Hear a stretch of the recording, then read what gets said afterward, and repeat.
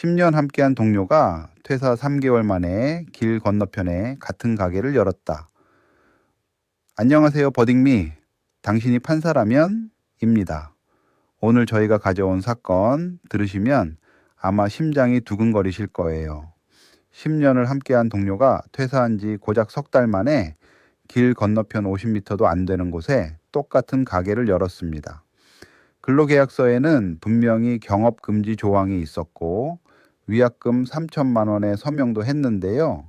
그 약속은 과연 법적으로 유효할까요? 그리고 만약 여러분이 이 상황의 당사자라면 과연 어떻게 하셨을 것 같으세요? 2023년 3월 15일 아침 서울 강남. 박수진 씨 올해 42입니다.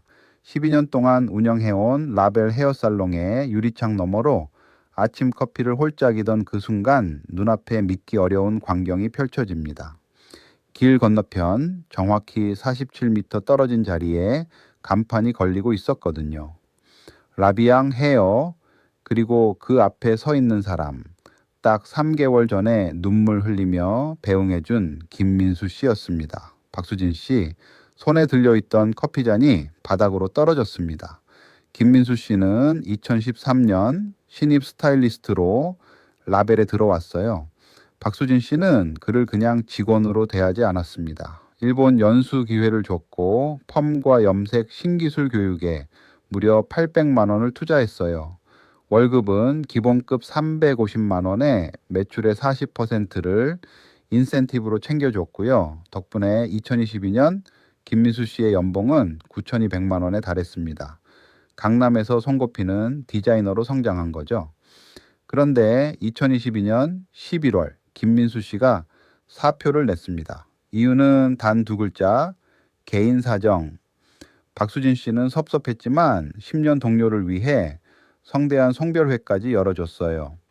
퇴사 서류를 정리하면서 박수진 씨는 김민수 씨에게 한 번 더 확인했습니다.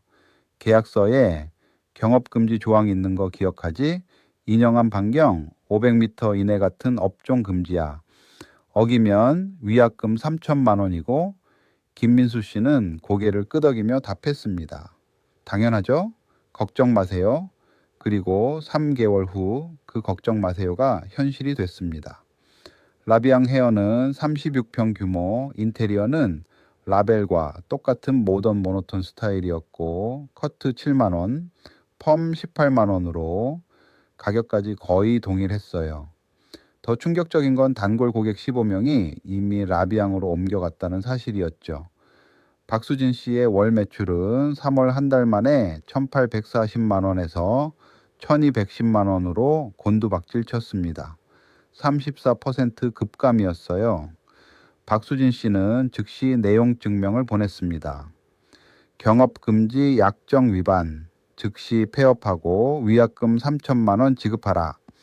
김민수 씨의 답변은 짧고 냉정했습니다. 헌법이 보장하는 직업 선택의 자유를 침해하는 과도한 약정은 무효입니다. 박수진 씨는 그날 밤 변호사 사무실 문을 두드렸고 2023년 5월 위약금 3천만 원에 영업손실 배상금 1,500만 원을 더한 총 4,500만 원을 청구하는 소장이 접수되었습니다. 자, 이 사건의 핵심은 바로 이겁니다. 근로계약서에 서명한 경업금지 약정, 그게 실제로 법적 효력이 있느냐는 거예요. 쉽게 말하면 회사 나가고 나서도 너 우리랑 같은 일 하면 안 돼 라고 묶어둘 수 있느냐의 문제입니다. 이게 우리 일상과 얼마나 가까운 문제냐면요. 직장인이라면 누구든 비슷한 조항 한 번쯤은 계약서에서 보셨을 거예요. 카페 직원도, 학원 강사도, IT 개발자도 그 조항이 과연 어디까지 유효한지 오늘 이 판례가 아주 명확하게 보여줍니다.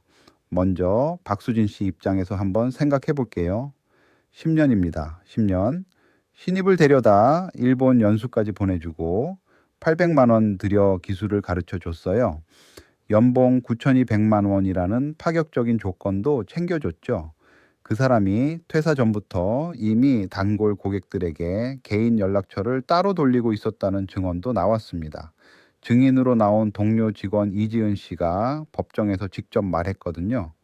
김민수 선배가 퇴사 한 달 전부터 단골 고객들에게 따로 연락처를 알려줬어요. 계획적이었다는 거죠. 게다가 본인이 서명한 계약서입니다. 어기면 3천만 원이라는 것도 알고 고개를 끄덕였어요. 약속은 약속 아닌가요? 반면 김민수 씨 입장도 들어봐야 합니다. 그의 변호인이 제시한 논리, 사실 꽤 설득력이 있어요. 헤어 디자인 기술이 라벨만의 독창적인 영업 비밀인가요? 아니잖아요. 펌이고 염색이고 어느 미용실에서나 하는 일반적인 기술입니다.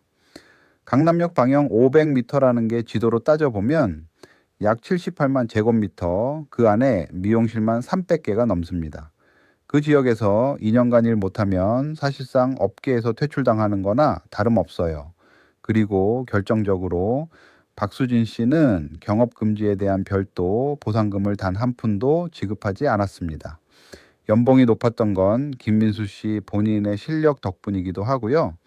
고객이 디자이너를 따라가는 건 헤어샵 업계에서는 너무나도 자연스러운 현상이기도 하죠. 여러분은 어느 쪽 손을 들어주시겠습니까? 지금 버딩미 블로그에서 직접 투표해 보실 수 있습니다. 경업금지 약정 전부 유효, 원고 전부 승소냐, 아니면 약정 무효, 피고 손을 들어줘야 하느냐. 투표하고 나서 바로 실제 판결을 확인하실 수 있거든요. 과연 판사는 어떤 결론을 내렸을까요? 솔직히 저도 처음 이 판례를 읽을 때 예상과 꽤 달라서 깜짝 놀랐습니다. 이제 공개할게요. 자, 드디어 실제 판사는 어떤 결정을 내렸을까요? 재판부는 경업금지 약정이 완전히 무효도 아니고 그렇다고 원래대로 전부 유효하지도 않다는 결론을 내렸습니다. 이른바 부분 인정, 그러나 범위는 대폭 축소입니다. 판사는 먼저 대원칙을 제시했어요. 근로자의 직업 선택의 자유는 헌법적 기본권이지만 사용자의 정당한 영업 이익도 보호받아야 한다. 그런데 경업금지 약정이 유효하려면 세 가지 조건이 충족되어야 한다고 했습니다. 첫째, 사용자에게 보호할 가치 있는 이익이 있어야 하고, 둘째, 제한이 합리적 범위 내에 있어야 하며, 셋째, 근로자에게 적절한 대가가 지급되어야 한다는 거죠. 첫 번째 조건, 박수진 씨가 10년간 투자하고 교육한 것 자체는 인정됩니다.